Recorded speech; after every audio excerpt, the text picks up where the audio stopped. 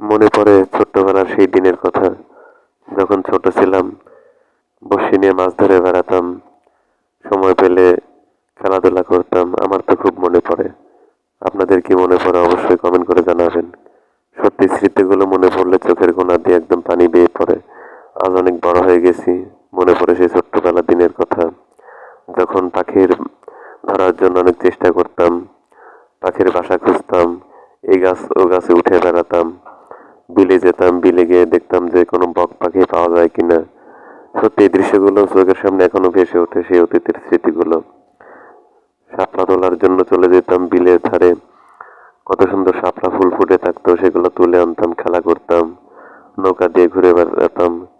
সত্যি সেই 90 দশকের দিনগুলা আমার বারবার মনে পড়ে।